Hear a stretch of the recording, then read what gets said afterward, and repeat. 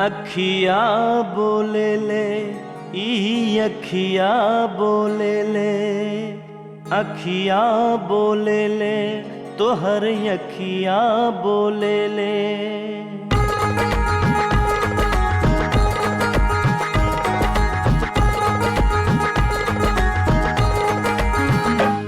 जान बोला या न बोला, तोहर अखिया बोले ले।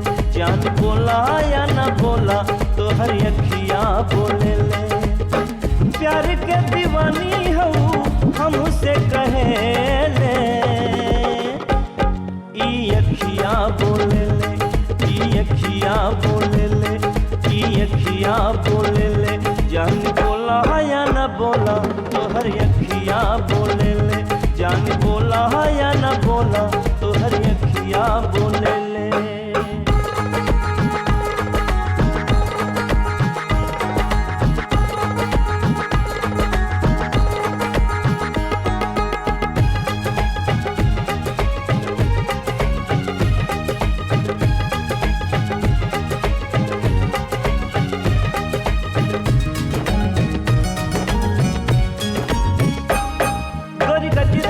तोरी अखिया तलवा तलैया, कहिए से देखत बानी तोहरे ही रहिया। लेके जियरवा कहाँ जालू कहाँ जालू, तोहरे जवनिया के खुशबू ले। ई अखिया बोले ले, ई अखिया बोले ले। जान बोला या न बोला, तोहर अखिया बोले ले। जान बोला या न बोला, तोहर अखिया बोले ले।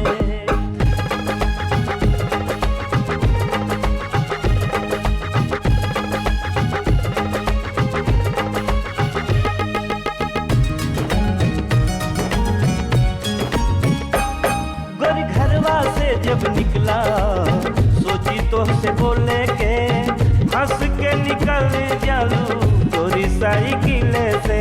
हमके बनौलू पागल तू पागल तू, हंसलू त गलवा के रंगवा उड़े ले। ई अखिया बोले ले, ई अखिया बोले ले। जान बोला या न बोला, तोहर अखिया बोले ले। जान बोला या न बोला, तोहर अखिया बोले ले।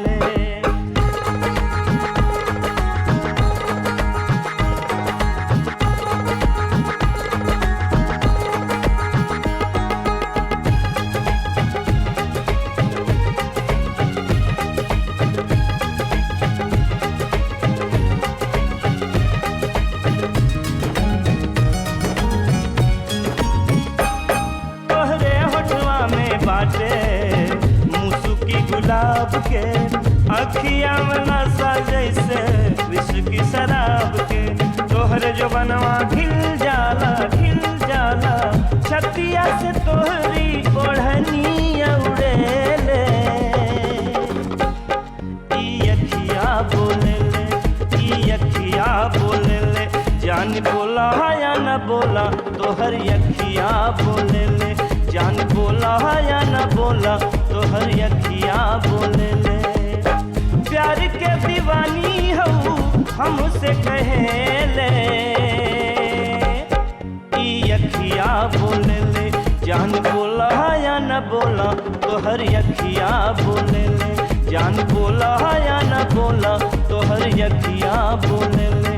जान बोला या न बोला, तोहर अखिया बोले ले।